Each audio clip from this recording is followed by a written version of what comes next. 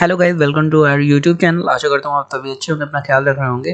तो दोस्तों, आज हम लोग कंप्यूटर के कुछ इंपॉर्टेंट क्वेश्चन देखने वाले हैं। ये कंप्यूटर के क्वेश्चन आपके सिलेबस के अकॉर्डिंग ही होंगे, उसके बाहर से नहीं जाएंगे। तो वही क्वेश्चन मैंने फाइंड आउट करे हैं, जो क्वेश्चन आ रहे हैं या इसी तरीके को क्वेश्चन फाइंड आउट करे हैं, जिससे कि आपको एग्जाम में मदद मिल सके और ज़्यादा से ज़्यादा क्वेश्चन आप कर पाएँ। टोटल आपको टारगेट रखना है 23+ का, तो वही टारगेट अपना रखिए और करिए, क्योंकि सिलेबस उतना ही है, क्वेश्चन एक जैसे आ रहे हैं, बस आपको बेसिक नॉलेज डिटेल में होनी चाहिए। तो चलिए बिना किसी देरी के स्टार्ट करते हैं। सबसे पहला हमारा क्वेश्चन है, हार्ड डिस्क पर खाली जगह का उपयोग रैम की क्षमता बढ़ाने के लिए किया जाता है, तो इसे क्या कहते हैं? उसे कहते हैं वर्चुअल मेमोरी। जो हमारी हार्ड डिस्क होती है वो 512 GB की होती है, 256 GB की होती है, 1 TB की होती है।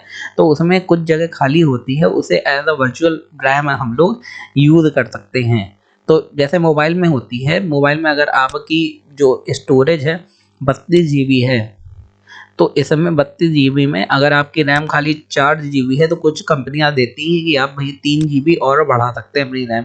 तो इस 32 GB से 3 GB निकाल के हम लोग इस रैम में ट्रांसफर कर सकते हैं, मतलब जो स्टोरेज इसमें खाली होगी उसे एज अ रैम यूज कर सकते हैं। आगे देखते हैं, बाइनरी लैंग्वेज में वर्णमाला का प्रत्येक अक्षर, नंबर और विशेष कैरेक्टर किसके यूनिक कॉम्बिनेशन से बना होता है? अगर वर्णमाला बाइनरी लैंग्वेज में कोई भी लिखी है, तो उसमें कितनी बिट होती हैं? 8 बिट होती हैं। अगर मैंने ए भी लिखा है, तो ये 8 बिट से बना होगा। जैसे बाइनरी नंबर 010101, तो 01 को जब हम लोग 8 बार लिखेंगे तो कंप्यूटर को समझ में आएगा और वो ए लिख पाएगा। ये इसका मतलब है। आगे देखते हैं, सॉफ्टवेयर का प्राथमिक कार्य डेटा को परिवर्तित करना है। तो सॉफ्टवेयर क्या करता है? डेटा को किसमें परिवर्तित कर देता है? वो सूचना में, जिससे कंप्यूटर भी समझ पाए और आम लोग भी समझ पाए। आगे देखते हैं, सिस्टम सॉफ्टवेयर क्या है? ऐसे सॉफ्टवेयर जो सिस्टम में पड़े होते हैं, सिस्टम के लिए पड़े होते हैं, उसी को सिस्टम सॉफ्टवेयर कहते हैं।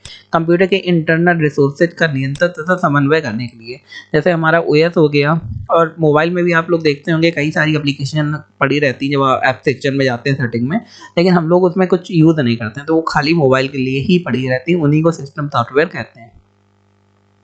डेटा सोर्स से डॉक्यूमेंट को कलेक्ट किया जाता है, उन्हें ग्रुप्स में रखा जाता है, फिर कंप्यूटर में इनपुट किया जाता है तथा एक प्रकार के सभी कार्यों को एक साथ प्रोसेस किया जाता है। तो उसे क्या कहते हैं? Batch processing. नाम ही से आपको समझ में आ रहा होगा कि बहुत सारी चीज़ों को एक साथ प्रोसेस करना, मतलब बैच में प्रोसेस करना। इसे कहते हैं कि बैच प्रोसेसिंग, मतलब एक साथ कई चीज़ों को प्रोसेस करना। वेब पर इंफॉर्मेशन लोकेट करने के लिए यूजर की सहायता करने वाले विशेषीकृत प्रोग्राम को क्या कहते हैं? वो सर्च इंजन होता है।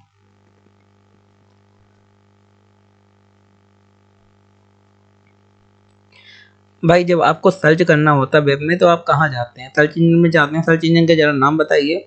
गूगल हो गया एक सर्च इंजन, याहू हो गया, डकडको हो गया। बहुत सारे सर्च इंजन है जिसमें आप कोई सिलेक्ट करके और सर्च करते क्या, सर्च इंजन मिलता है कहाँ पे? वो आपको ब्राउजर के अंदर मिलता है। ब्राउजर का यही फीचर होता है कि वो सर्च आपको करने में मदद करे। गूगल द्वारा विकसित वेब ब्राउजर, आप सभी को पता है, सबके लैपटॉप और मोबाइल में होता है गूगल क्रोम, और मैंडेटरी है। ब्राउज़र पर किसी टैब को बंद करने के लिए कीबोर्ड शॉर्टकट कीज़ है, तो उसके लिए Ctrl+W का यूज़ करते हैं। बाकी ऊपर एक कट का सिंबल बना रहता है, उसे भी आप यूज़ कर सकते हैं, और शॉर्टकट की क्या है? Ctrl+W। इंटरनेट है विभिन्न नेटवर्कों का एक विशाल समूह है। इंटरनेट जाहिर सी बात है, जिससे कई सारे कंप्यूटर नेटवर्क एक दूसरे से कनेक्टेड रहते हैं। नेटवर्क पर एक दूसरे से संपर्क स्थापित करने के लिए कंप्यूटर उपयोग करता है, तो वो प्रोटोकॉल का यूज़ करता है। मैंने प्रोटोकॉल के बारे में आपको बताया था। प्रोटोकॉल क्या होते हैं? प्रोटोकॉल एक नियम, रूल, कानून होते हैं। जब भी ईमेल के लिए एक अलग प्रोटोकॉल होता है, हर चीज़ के लिए एक प्रोटोकॉल मतलब रूल होते हैं, जिससे कंप्यूटर में हम लोग एक दूसरे से संपर्क कर सकते हैं। विदाउट रूल या प्रोटोकॉल के कोई काम संभव नहीं है। जैसे आम जिंदगी में भी हम लोग कुछ प्रोटोकॉल रूल्स को फॉलो करते हैं। एक निश्चित पते पर किसी एब्यूज़र द्वारा बार बार एक ही ईमेल को संदेश को भेजना, तो ईमेल स्पैमिंग कहलाता है।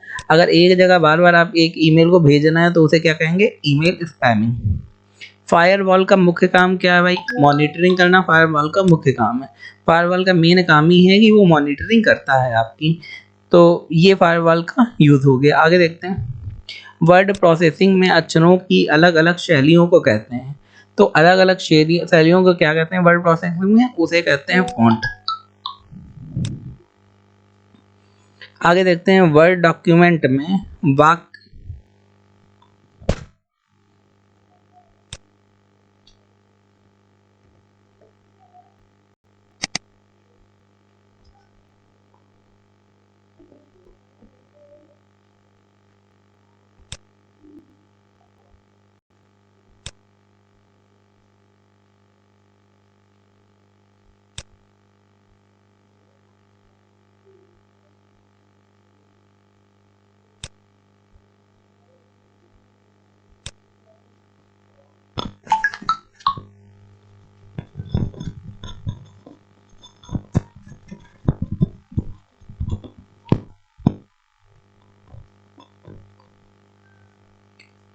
के लिए फ़ॉन्ट का चुनाव करना हो तो।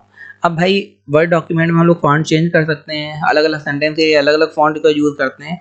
तो वो फॉर्मेट मेन्यू में फ़ॉन्ट का सिलेक्ट कर सकते हैं, ये आपको पता होना चाहिए। फाइल मेन्यू होता है, फॉर्मेट मेन्यू होता है, अलग-अलग मेन्यूज़ होते हैं। स्क्रीन पर ब्लिंकिंग प्रतीक जो यह दर्शाता है कि अगला कैरेक्टर कहाँ पर दिखेगा कहलाता है। उसे हम लोग कर्सर कहते हैं। जो ब्लिंक कहता रहता है, जो लिखने में मदद करता है, जैसे ये होता है तो यहाँ इसके आगे लिख जाता है, उसी को कर्सर कहते हैं। किसी टेक्स्ट डॉक्यूमेंट में पंक्ति के आरंभ में जाने के लिए क्या प्रयोग करते हैं? भाई होम का बटन का यूज़ करते हैं, जिससे हम लोग पंक्ति के प्रारंभ में पहुँच जाते हैं। किसी डॉक्यूमेंट के प्रत्येक पेज पर शीर्षक, पेज नंबर जैसी सूचना डालने के लिए प्रयोग होता है। क्या प्रयोग होता है? हेडर और फुटर। हेडर ऊपर होता है और फुटर नीचे रहता है। विंडो एक्सप्लोरर क्या है? एक वेब ब्राउज़र है। किसी वेब पेज को रिलोड करने के लिए कौन सी कमांड होती है? रिफ्रेश। ज़ाहिर-सी बात, एक रिफ्रेश ऊपर इस टाइप का कोई होता है गोल-गोल, उसमें जब आप क्लिक करते हैं तो पेज रिलोड हो जाता है या रिफ्रेश हो जाता है। किसी वेबसाइट पर सूचना को देखने के लिए प्रयोग किया जाने वाला प्रोग्राम है। भाई वेब ब्राउज़र का ही यूज़ करते हैं वेबसाइटें देखने के लिए और सूचना को सर्च करने के लिए। वह सर्च इंजन जो इन्फॉर्मेशन के लिए कई सर्च इंजनों को लगातार रिक्वेस्ट भेजता है और रिजल्ट को कंपाइल करता है, उसे क्या कहते हैं? Meta search engine. मतलब तो मेटा सर्च इंजन आपको ओवरऑल आपको एक रिजल्ट दे देता है। ग्राफिकल यूजर इंटरफेस का प्रयोग करते हुए वेब पेज और इंटरनेट को एक्सेस करने की सुविधा प्रदान करता है। Internet browser. लोकप्रिय सर्च इंजन गूगल की उत्पत्ति गूगल शब्द से हुई थी। संख्या एक जिसके बाद 100 शून्य होते हैं, जिसका अर्थ है गूगल का अर्थ क्या है? ऐसी संख्या जिसके बाद 100 शून्य आते हैं। वर्ल्ड वाइड वेब में ब्राउज़र है एक एप्लीकेशन सॉफ्टवेयर प्रोग्राम। तो दोस्तों ये थे हमारे आज के क्वेश्चन। आई होप आपको वीडियो अच्छा लगा होगा। अगर अच्छा लगा तो हमारे चैनल को लाइक शेयर जरूर कर दें। धन्यवाद।